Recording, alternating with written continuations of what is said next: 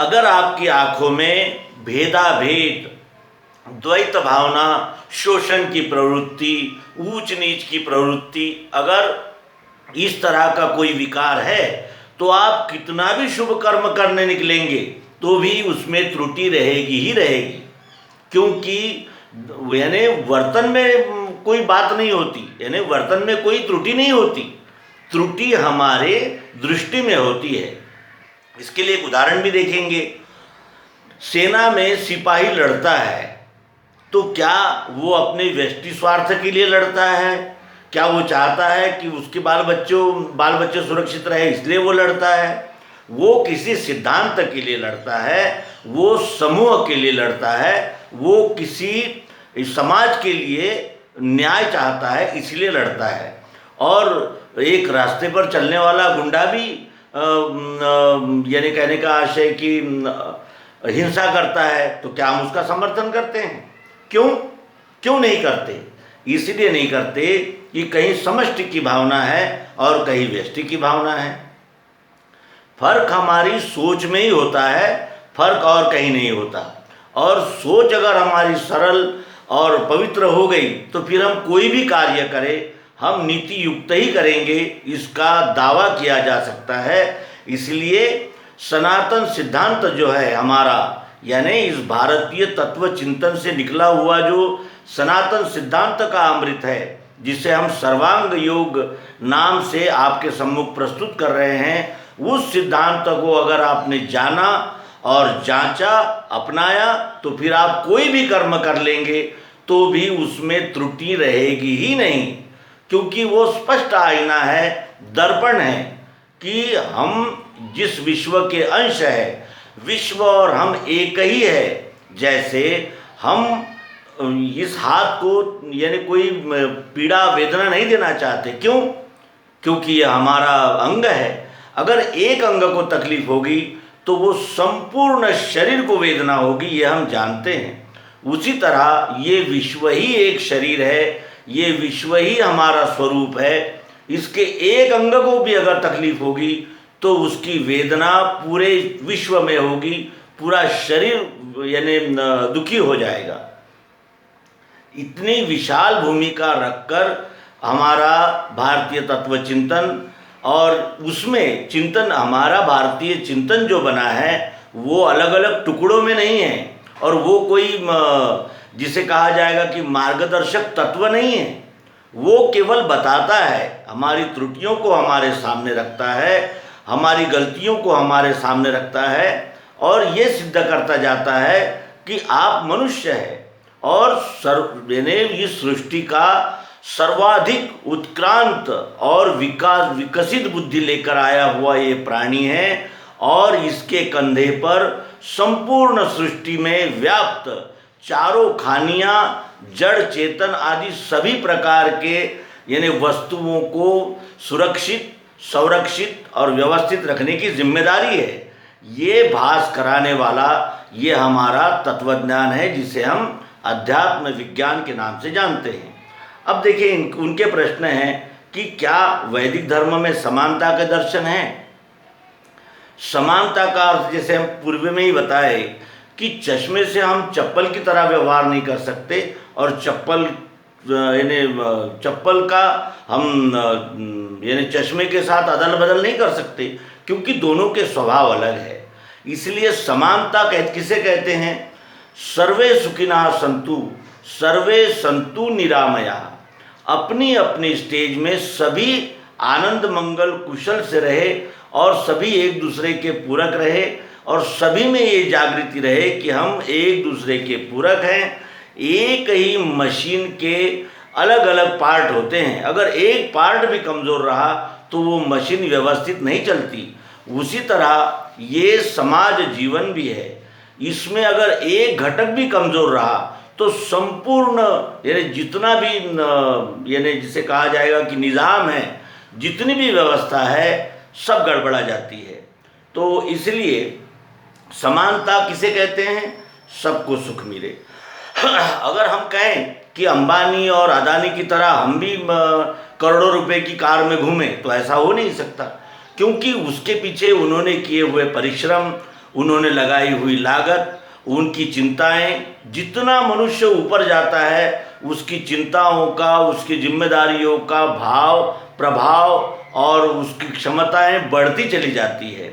हम अपने धंधे में 10-20 रुपए की चोट खाते हैं तो हमें बड़ा दुख होता है, लेकिन वो लाखों करोड़ों रुपए से डूब जाते हैं, लेकिन वो डगमगाते नहीं हैं और वो निराश नहीं होते हैं। वो उस पर यानी उपाय खोजते हैं और हिम्मत रखते हैं कि आज अगर घाटा खाए तो कल हम मुनाफा भी कमाएंगे। और एक सामान्य व्यक्ति छोटी छोटी बातों में घबरा जाता है, लेकिन इतनी बड़ी लागत लगाकर भी कितनी भी बड़ी मुसीबत आए, कोई व्यापारी ये नहीं कहता कि मैं अभी क्या करूँगा।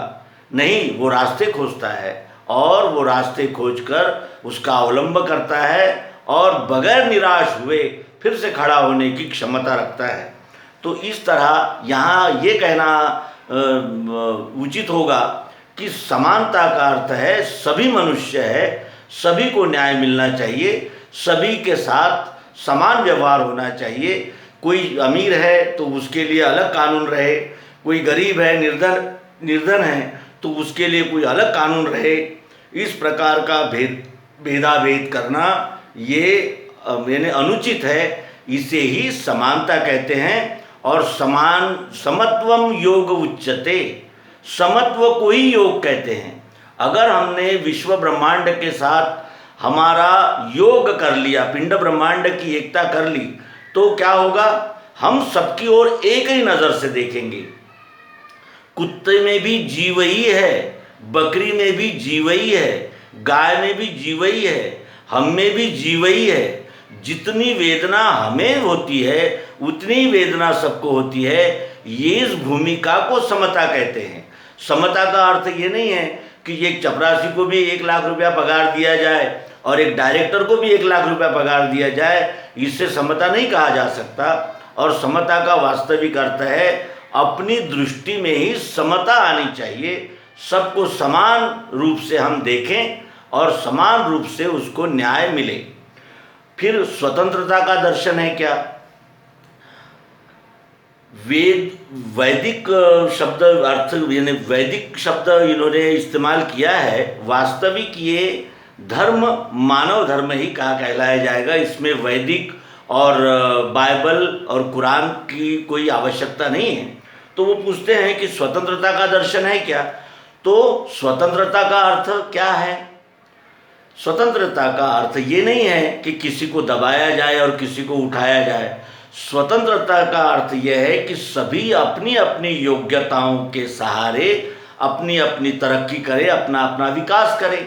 किसी को किसी कानून में डालकर उस पर बंधन न लगाए, उसे स्वतंत्रता नहीं कहेंगे। और आज हम ये देखते हैं कि अनेक प्रकार के कानून कायदे, और उसमें ये अल्पसंख्यक है, वो बहुसंख्यक है, ये इस जाति का है, उस जाति का है। इस प्रकार का बर्ताव करना क्या स्वतंत्रता है? अभिव्यक्ति की स्वतंत्रता के अंतर्गत भारत तेरे टुकड़े होंगे और आसाम से हम रास्ता खोल देंगे और वो रास्ता अड़ा देंगे, और जो हमारे दुश्मन मुल्क है उनसे मिलकर जिस मिट्टी से उपजा हुआ अन्न खाते हैं, जिस देश से संरक्षण पाते हैं, उसी को तोड़ने के लिए हथियार लाएंगे और अनेक यानी गुट बनाकर अपने ही देश की सेना के साथ लड़ेंगे। ये स्वतंत्रता नहीं कहलाती। स्वतंत्रता जब तक, हम फिर से दोहराते हैं कि जब तक आपके आंखों में पड़ा हुआ पक्षपात का जाला नहीं हटता, स्वतंत्रता भी आप निर्णय नहीं कर पाएंगे। और स्वतंत्रता को तोलने के लिए आपकी दृष्टि ही स्वतंत्र होनी चाहिए, जिसमें द्वैत भावना, पक्षपात और लांगुल चालन, लालच, स्वार्थ और अपना पराया, ये धुंधलापन, ये जाला जब तक आपकी आंखों, हमारी आंखों से नहीं निकलता है, तब तक स्वतंत्रता की बात सपने में भी नहीं सोची जा सकती। उसके बाद भातृत्व का दर्शन, तो कहाँ भेदाभेद की बातें हैं इसमें? भातृत्व बंधुत्व को कहते हैं। बंधुत्व का अर्थ ये होता है कि हम सब एक परिवार के सदस्य हैं। तो क्या हम एक परिवार के सदस्य हैं ऐसा बर्ताव करते हैं? कोई इसलिए यानी जिसे कहा जाएगा कि ठाम ढंग से कत्ल करता है कि मैं कत्ल करूंगा और बड़ी से बड़ी रकम दूंगा वकील को और बड़ा से बड़ा वकील करूंगा और कायदे में निकली हुई छूट का मैं फ़ायदा उठाऊंगा और फिर जमानत पर आ जाऊंगा। और कोई गरीब आदमी जिसके पास पैसा नहीं है वो निरपराध होकर भी अपनी जमानत नहीं करा पाता क्योंकि वकील को वो पैसा देने के लिए उसके पास नहीं है। क्या ये भातृत्व भाव है? ये भातृत्व भाव हो नहीं सकता। या फिर किसी जात विशेष के व्यक्ति पर अन्याय हुआ है तो उसको न्याय मिलना चाहिए, और अगर कोई दूसरी जात का व्यक्ति है और उस पर अन्याय होता है उसको न्याय नहीं मिलना चाहिए। ये जो भेदाभेद और जिसे कहा जाएगा कि अपना परायापन जो है ये हमारी दृष्टि में ही है। जब तक हमारी दृष्टि का इलाज नहीं होगा तब तक हमें न्याय की आशा भी नहीं कर सकते, और स्वतंत्रता तो बहुत दूर की बात है। फिर न्याय, बात वही आ गई, न्याय कब होगा? जब न्यायासन पर जो बैठा हुआ है वही अगर अपना पराया और भेदाभेद करेगा, पक्षपात करेगा, तो न्याय कैसे होगा? न्याय कौन कर सकता है? न्याय वही कर सकता है जो वासुदेवा सर्वमिति, सब में एक ही विश्वरूप परमात्मा व्याप्त है, इस निर्णय पर जो ठाम हो गया है, जिसने इस सिद्धांत का अनुभव लिया है, जो इस भूमिका में स्थिर हो गया है, वही न्याय कर सकता है। महाभारत में कितना प्रयत्न किया है श्री कृष्ण जी ने कि ये युद्ध टल जाए, क्योंकि युद्ध में हानि होती है ये वो भी जानते थे, और कितना मनाने का प्रयास किया, लेकिन क्या न्याय हो सका? क्यों? क्योंकि न्याय करने के लिए अंत में वो सब मेरा तेरा अपना पराया ये बाजू में रखना पड़ा, और अर्जुन को भी कहना पड़ा कि जिन्होंने शिक्षा दी है वो गुरु भी अगर गुनाह करते हैं तो उनको भी शिक्षा होनी ही चाहिए। वो गुरु है, पितामह है, इसलिए उनको क्षमा नहीं मिल सकती। अगर उनको क्षमा करेंगे तो दूसरे पर अन्याय होगा। इसलिए न्यायासन पर जो बैठता है उसको अत्यंत तटस्थ भूमिका लेकर निर्णय करना पड़ता है, और तटस्थता की भूमिका वही स्वीकार सकता है जो सब में एक ही परमात्मा को देखे। अनेक प्रकार के आडंबर करके और अनेक प्रकार के बैरियर्स लगा के आप न्याय नहीं कर सकते। वो निचली जाति का है तो उसे छोड़ दो, वो ऊंची जाति का है तो उस पर अन्याय करो, ऐसा अगर होगा तो स्वतंत्रता का क्या अर्थ रह जाएगा? स्वतंत्रता का अर्थ है सभी समान है, सबको जीने का अधिकार है और सभी की समान सहभागिता है, ये सहजीवन है। और अगर हम सबके साथ अगर यानी एक ही दृष्टि से अगर निर्णय नहीं कर सके तो न्याय की तो केवल भाषा रहेगी, लेकिन उसका अवलंबन नहीं हो सकता। इसीलिए संक्षेप में यही कहा जा सकता है कि समानता, स्वतंत्रता, भातृत्व और न्याय वही कर सकता है जो इस विश्वरूप परमात्मा का प्रत्यक्ष यथार्थ दर्शन करके स्वयं उसमें स्थित हो जाए और समत्व भावना लेकर वो कुछ भी करे वो न्याय ही होगा, क्योंकि उसके दृष्टि में अब पक्षपात, मेरा तेरा, अपना पराया ऐसा कुछ भी नहीं रहा, और वो समत्व नामक योग पर अधिष्ठित हो गया है, उससे अन्याय हो ही नहीं सकता। उसके बाद वो दूसरा प्रश्न है कि प्राइवेटीकरण कंपनियां मुनाफे के लिए आती है या सेवा के लिए? तो क्या सरकार भी उपक्रम चलाती है तो सेवा के लिए चलाती है कि मुनाफे के लिए चलाती है? कोई भी व्यक्ति जब किसी धंधे में कैपिटल लगाता है, धन लगाता है, तो वो चाहता है कि इससे कुछ अर्जन भी हो, क्योंकि उसके लिए भी उसका व्यक्तिगत भी कुछ खर्चे होते हैं, व्यक्तिगत भी ज़रूरत होती है। कोई भी व्यवसाय हो, किसी भी व्यवसाय को धन प्राप्ति की आशा रखकर ही किया जाता है, सेवा के लिए तो सरकारें भी नहीं करती। तो कहने का आशय यही है कि प्राइवेट हो चाहे सरकारी हो, अगर मुनाफा नहीं है तो वो व्यवसाय ही नहीं कर सकते और व्यवसाय हो ही नहीं सकता। व्यवसाय ये मुनाफे के लिए ही होता है, लेकिन बार बार अगर घाटा होता है, बार बार अगर उस यंत्रणा को अगर परेशानी होती है तो फिर ये मालक को सोचना पड़ता है कि ऐसा क्यों हुआ, और अपने धोरण में, अपने व्यवस्था में उसको बदलाव करना पड़ता है। और इसका उससे अवश्य ही अधिकार होता है, क्योंकि जब वो लागत लगाता है तो निर्णय का अधिकार वो पड़ोसियों पर और कर्मचारियों पर तो छोड़ नहीं सकता। इसीलिए यहाँ ये कहना कि प्राइवेटकरण सेवा के लिए है या मुनाफे के लिए, ये तो असंबद्ध सवाल प्रश्न है। उसके बाद वो कहते हैं कि जाति वर्णवादी मानसिकता क्यों बढ़ रही है।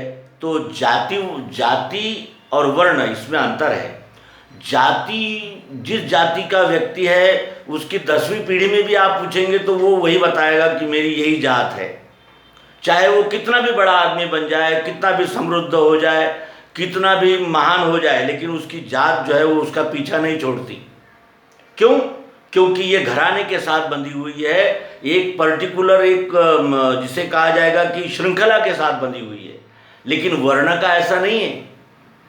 किसी शूद्र के यहाँ जन्मा हुआ बालक अपने कर्तृत्व से ऊंचे वर्ण में जा सकता है। और इसके उदाहरण भी है।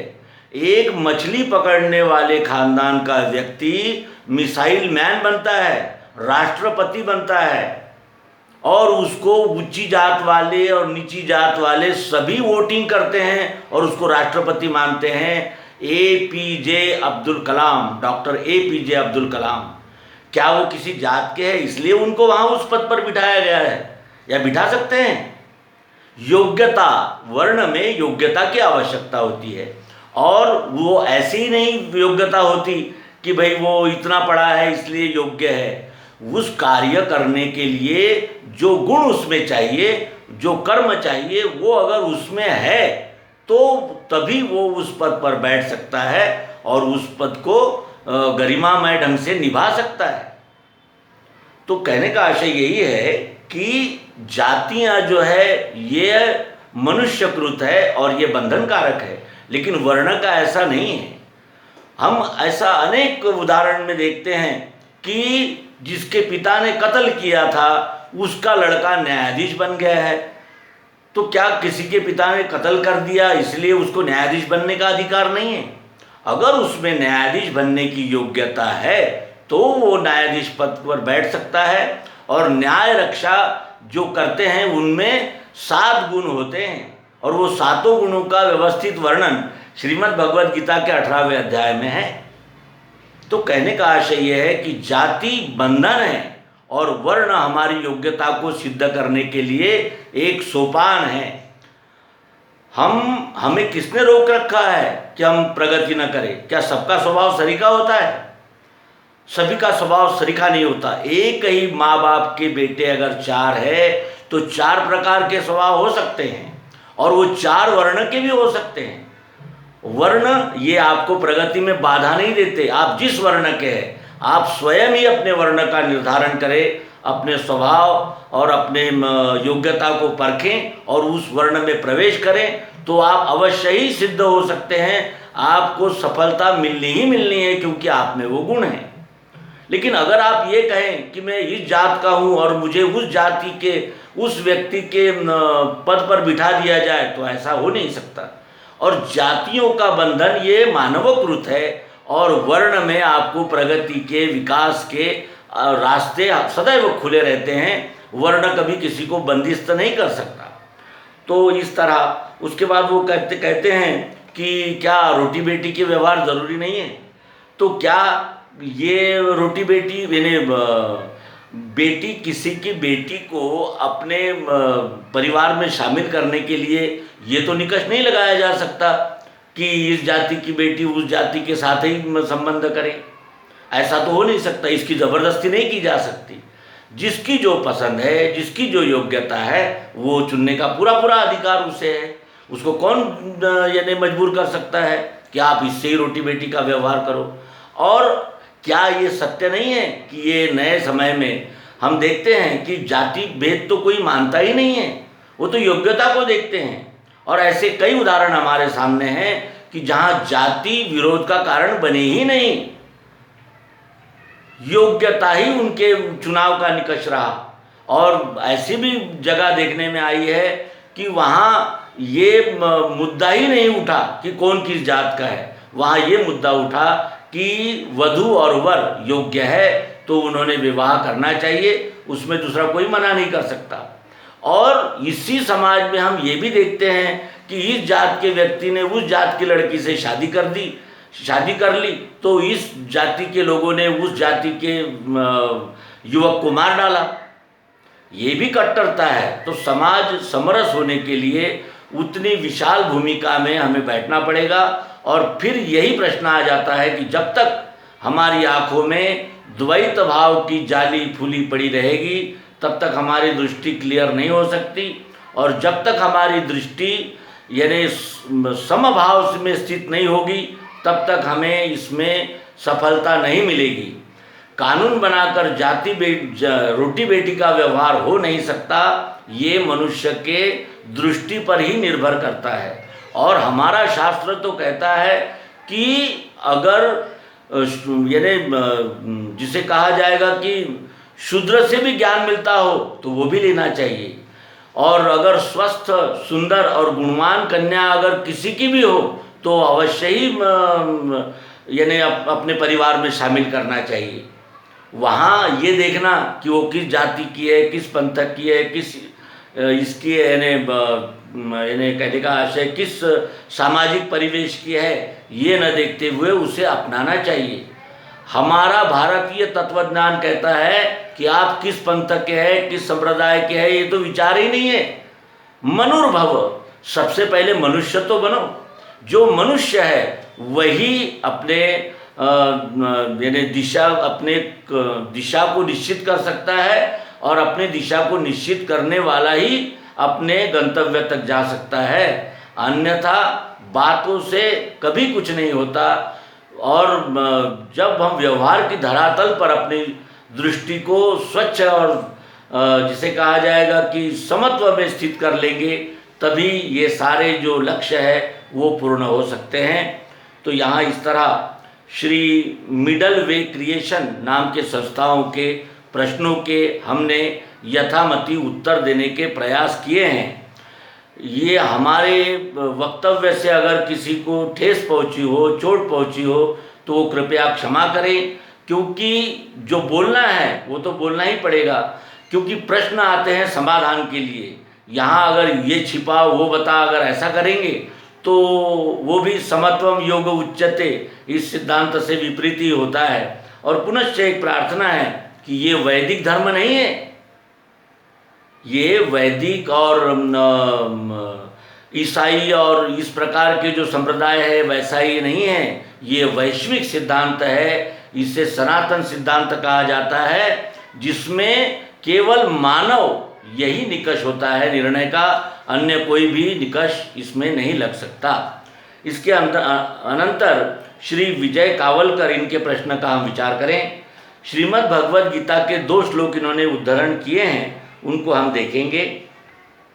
पहला श्लोक इन्होंने दिया है कि ज्ञानी अनेक जन्मों के यत्न से मुझको भजे, वासुदेव विश्व ही है सो महात्मा को चित कहीं। ज्ञानी अनेक जन्मों के यत्न से मुझको भजे, मुझको भजे का अर्थ यहाँ है विश्वरूप परमात्मा को भजे यानी सेवा करता है। ज्ञानी अनेक जन्मों के यत्न से हमें अनेक जन्मों के प्रयत्न से ज्ञान की प्राप्ति होती है। और ऐसे अनेक जन्मों के प्रयत्न से ये विश्वरूप ही परमात्मा है, ये हम में जागृति आती है। और ऐसा महात्मा क्वचित कहीं होता है। इतनी समत्व बुद्धि पाने के लिए हमें अनेक जन्मों तक प्रयास करने पड़ते हैं, अभ्यास करना पड़ता है, अपने आप को उस स्टेज पर लाना पड़ता है जिसमें ये विश्व ही वासुदेव है, इस प्रकार का बुद्धि में प्रकाश हो। और तब हमें ये विश्व ही वासुदेव दिखा तो अब इस विश्व वासुदेव के साथ हम कैसा बर्ताव करेंगे। तो वो उसके अनेक जन्मों का फल होता है। और जो ऐसा विश्व वासुदेव है ये जानकर जो कर्म में प्रवृत्त होता है तो उसके हाथ से अन्याय तो हो ही नहीं सकता। फिर इन्होंने दूसरा प्रश्न किया है कि वो कहते हैं कि गीता के 8वें अध्याय के 15वें श्लोक का, तो मुझे प्राप्त किए पीछे महात्मा श्रेष्ठ सिद्धिवान, विनाशी दुख का स्थान पुनर्जन्म नहीं लखे। यानी मुझे प्राप्त किए पीछे, किसको प्राप्त किए पीछे? विश्वरूप परमात्मा ही है। इस भूमिका को प्राप्त किए पीछे वो सिद्धिवान, यानी उस दशा में जो बैठ गया है, जिसको ये बोध की सिद्धि हो गई है कि ये विश्व ही परमात्मा है, ऐसा महात्मा सिद्धवान विनाशी दुख का स्थान पुनर्जन्म नहीं लखे। विनाशी दुख का स्थान पुनर्जन्म है। कैसे? हम अपने जीवन की ओर ही देखें तो पुनः पुनः हम माता के पेट में 9 महीने रहते हैं और वहाँ कोई कूलर और कोई एयर कंडीशनर नहीं है, इसलिए वहाँ हम बंदिस्त होते हैं। वहाँ हमारा विकास होता है गर्भ का, यानी वो भी एक प्रकार का नरक ही है। और बाहर आने के बाद ऐसा कौन सा सुख मनुष्य को मिल जाता है जिसके लिए वो इतनी बड़ी 9 महीने की सज़ा भोग कर आए?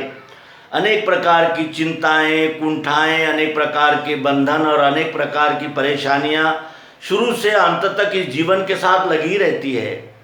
और उसमें रोग है, अनेक प्रकार की जिम्मेदारियां हैं, अनेक प्रकार के दुख है। ये ऐसा विनाशी और यानी जिसे कहा जाएगा कि दुख का स्थान पुनर्जन्म ही है। बार बार बार बार जन्म लेना पड़ता है।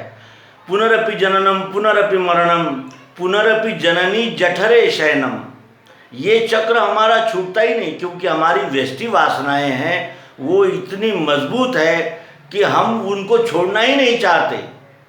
हम केवल अपने 3.5 हाथ के शरीर को ही मैं हूँ ये मान लेते हैं और हमारा ये जो विशाल विराट स्वरूप है इसकी ओर से हम यानी लापरवाह हो जाते हैं।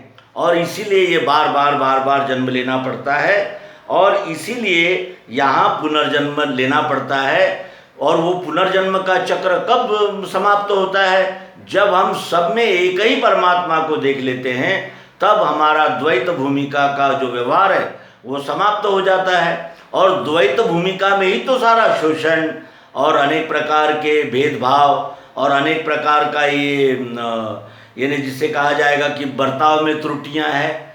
तो इसलिए यहाँ ये महत्व दर्शाया गया है कि विश्वरूप ही परमात्मा है। ये जान लेने से विनाशी पुनर्जन्म का जो ये चक्र है वो समाप्त हो जाता है, क्योंकि व्यष्टि वासनाएं ही समाप्त हो गई। तो अब जन्म लेने का और जन्म नहीं लिया तो मृत्यु का ये चक्र समाप्त ही हो जाता है, क्योंकि वासनाओं ने ही ये शरीर धारण किया है।